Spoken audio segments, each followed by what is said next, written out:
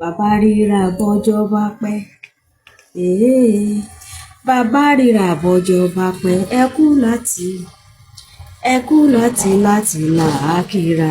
Bàbá ríra bọ́jọ́ bá pẹ́. Ẹ kú jọ́ méjì jọ́ mẹ́ta gbogbo ẹ̀yẹ èèyàn lórí afẹ́fẹ́. Ó tó jọ́ méjì jọ́ mẹ́ta lóòótọ́. Òkè yìí náà ni ìjọba tọ̀.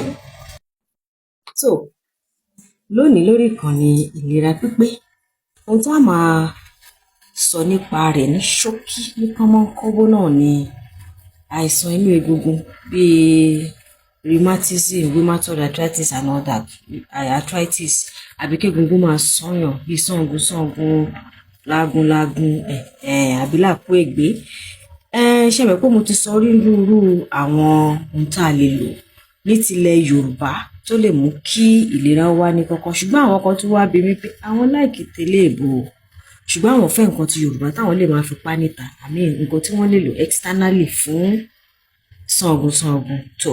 Ẹ wá tẹ́tí bẹ̀lẹ̀ jẹ́ kẹ́ wá nǹkan fìdílé, kẹ́ darapọ̀ mọ́ wa, kẹ́ bá wa láìkì fọ́nrán wa, kẹ́ bá wa share fún gbogbo, torí àìmọye ẹlò ní àrùn ẹsẹ̀ àbí tìbàràdì àbí tẹ̀yìn tó ní ṣe pẹ̀lú egungun àbí joint ló ń dà láàmú. So nǹkan bíi 5 péré lè máa bá mi wá lónìí. Èkí nínú rẹ̀ ni áyù tí ń jẹ́ garlic. Ẹ bá mi wá áyù bíi 5 tó tóbi dáadáa, bíi 5 áyù tó tóbi 5, kì í ṣe ìṣù 5 o, clove 5 áyù tó tóbi 5. Lẹ́yìn èyí kẹ́ wá bá mi wá ṣíbí ìjẹun, ṣíbí ìmùkọ ìyèré tá a ti lọ, ìyèré lílọ̀, ṣíbí ìmùkọ rẹ̀ kan. Lẹ́yìn èyí kẹ́ wá tó bá mi wá ṣíbí ìmùkọ atalẹ̀ pupa, talẹ̀ pupa, turmeric kẹ́tù wá bá mi náà wá yẹn náà. Lẹ́yìn èyí kẹ́ wá coconut oil, àdíàgbọn original ni ẹ lè ṣe fúnra ara yín, àdíàgbọn original kẹ́ wá àdì yẹn náà sí.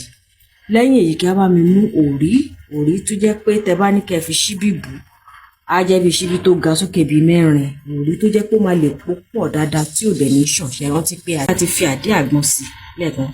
Ṣé wá rí ọ̀pọ̀ nínú àwọn nǹkan tí mo ti dárúkọ ṣáájú yìí ni wọ́n jẹ́ anti-inflammatory and antioxidant.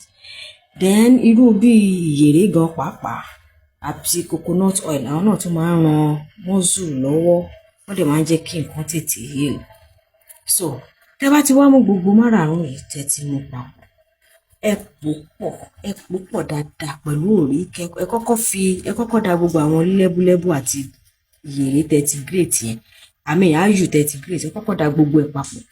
Kẹ́ fi coconut oil yẹn kẹ́ kọ́kọ́ fi mix ẹ̀, kí yẹn ti kọ́kọ́ mix ẹ̀ papọ̀, kẹ́ ṣẹ̀ wá fi òrí sí, kẹ́ wá po gbogbo ẹ̀ papọ̀. Kí n tó sọ lílò rẹ̀ gan pàápàá, ẹ má gbàgbé láti darapọ̀ mọ́ wa lórí ìkànnì yìí láti share fọ́nrán fún ọ̀pọ̀ ènìyàn kí gbogbo ọmọ Yorùbá lè bá ní ìlera pípé. Àti pé lórí ìkànnì wa ní YouTube, ẹ bá wa like, kẹ́ darapọ̀ mọ́ wa, kẹ́ jẹ́ ká jọ ṣe, kò sẹ́ni tí ó ṣàìsàn nínú wa. Ká tẹ̀síwájú. Lílò rẹ̀ rí, tẹ́ bá ti pò papọ̀ tán, tó bá ti di alẹ́, tẹ́ bá ti fẹ́ sùn lálẹ́, ẹ wá mú ẹ̀kọ́ kẹ́ fi pa gbogbo ibi tí ó ń dùn yín, ibi tó bóyá ó lè ti wú àbí ó ń ro yín, kò jẹ́ kẹ́ rìn dáadáa, kò jẹ́ ẹ lè gbé dáadáa, kẹ́ fi pa gbogbo bẹ̀ dáadáa. Tẹ́ bá fi pa, mi ní kẹ́ fi wọ́ ọ, ẹ kàn fi pa ni, òun máa wọlé sí lára, òrí àti coconut yẹn máa jẹ́ kó wọlé síbẹ̀, ẹ fi pa. Tẹ́ bá ti wá fi pa tán, ẹ wá mú ọ̀rá bíi nylon, pàápàá bí ẹ mọ cling film tá fi ń bo oúnjẹ, ẹ mú cling film kẹ́ wá wrap ẹ̀ mọ́, kẹ́ so. Tẹ́ bá ní bíi socks àbí pop socks àbí leggings tẹ́ lè wọ̀ sí, àbí ṣòkòtò tẹ́ lè wọ̀ mọ́, kẹ́ wọ̀ mọ́, kẹ́ wá lọ sùn. Tí mo ṣe ní kẹ́ fi cling film bò ní wípé, àbí ọ̀rá bò ní pé kò ní lè kúrò, nǹkan tá fẹ́ kó á lè jẹ́ kó wọnú gbogbo egungun yẹn dáadáa, and at the same time kò ní lè ba gbogbo orí ibùsùn yín jẹ́, gbogbo ò ní ṣe yàmàyàmà nígbà tẹ́ bá máa jíṣẹ́ pé atalẹ̀ rẹ̀ ó pupa ń tiẹ̀ ó yẹ́lò, kó má lọ stain gbogbo nǹkan, then kó lè ríbi wọnú ibi tẹ́ fẹ́ kó ṣiṣẹ́, kó lè ríbi wọnú ẹ̀ dáadáa. Tẹ́ bá máa fi ṣe lè ní jọ́ méjì jọ́ mẹ́ta, gbogbo ríro yẹn á ti dínkù láti ta. Bẹ́ẹ̀ ṣe lè lò àwọn nǹkan tẹ́ lè lò fún sàngún àbí lágúnlágún láti ta, òun lè léyìí. Kò ní jù báyìí lọ lónìí. Kókó báyìí lára ọ̀tá ni, kókó lára wa ò máa lè, àní ṣàìsàn. Ó dìgbà.